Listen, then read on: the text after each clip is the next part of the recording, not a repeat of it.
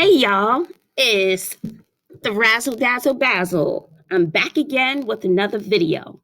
I just wanted to stop by and let you know that I am proud of you guys and I am looking forward to going over this last poem with you before your big exam because I could not stop for death. Remember, there are only 22 days left of school, and I'm hoping that you give it your all as we head towards the end of the school year. So let's begin. The first thing you would typically do would be predict what you think the poem is going to be about based on the title, because I could not stop for death. But because Emily Dickinson does not typically title her poems, I'm going to start with the first line in her poem, which is the same as the title. Because I could not stop for death, he kindly stopped for me.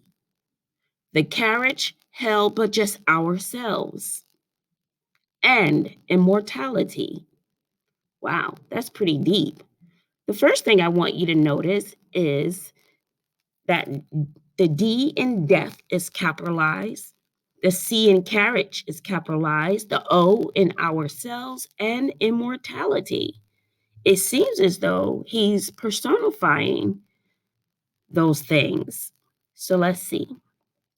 And because he's saying, because I could not stop for death, so he's calling death or she's calling death, so I'm going to say Mr. Death is now a person. He's been personified and he has stopped for her. Carried, perhaps in a carriage, but see, in poetry, that could be a metaphor for something else. You always have to pull back the layers in poetry, and you can't take everything for face value. You have to look at the underlying meaning. So, could the carriage be a coffin? Could the carriage that's being carried be something else? So, so she is being carried in a carriage along with Mr.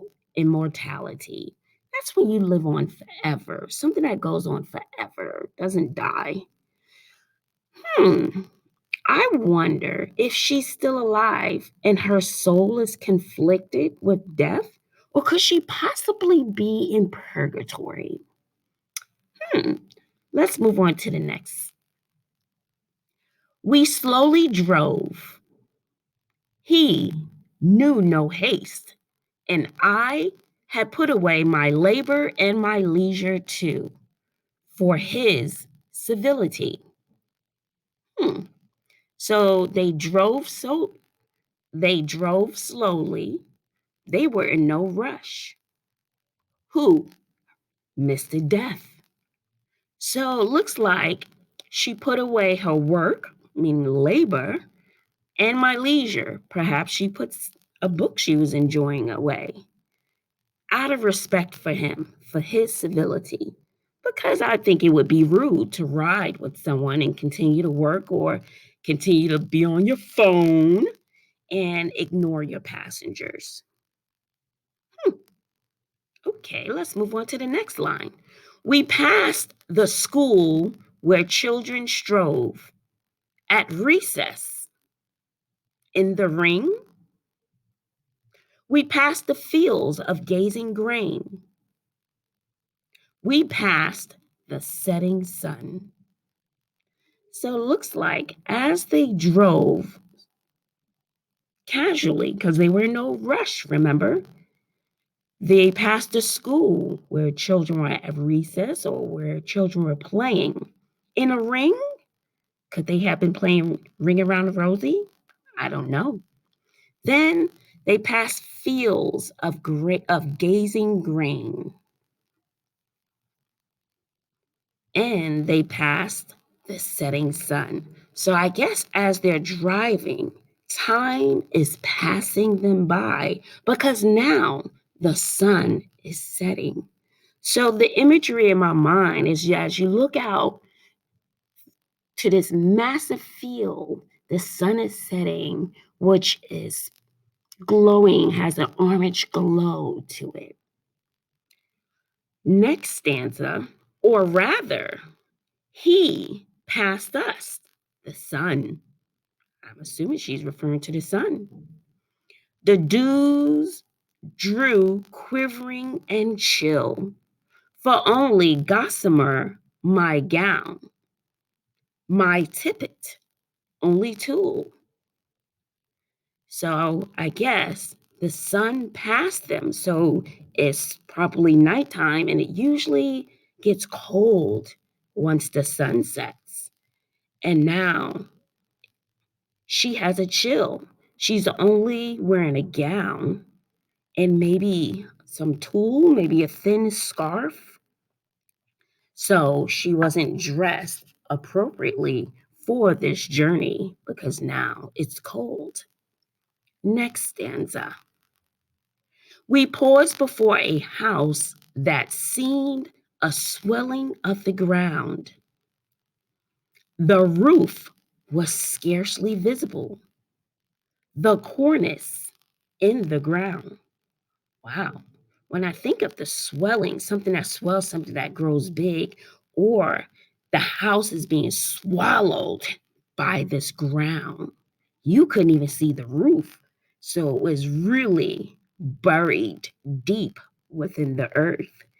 In my mind, I picture a casket being buried in the ground. So I see a comparison, an analogy there.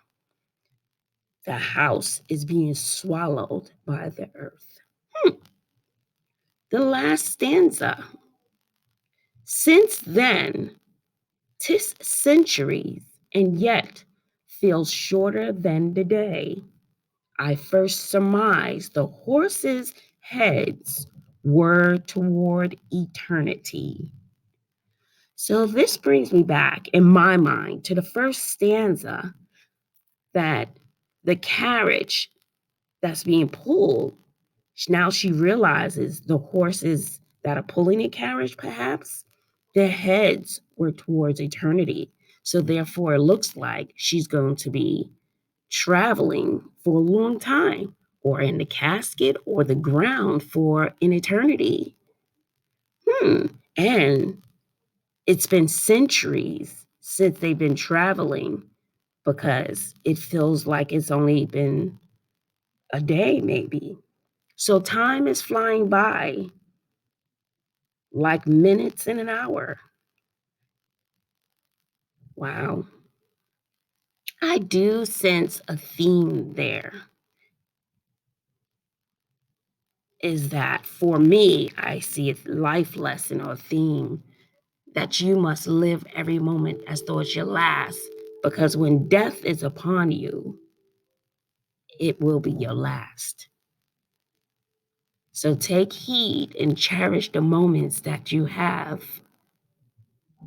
and live life like it's your last.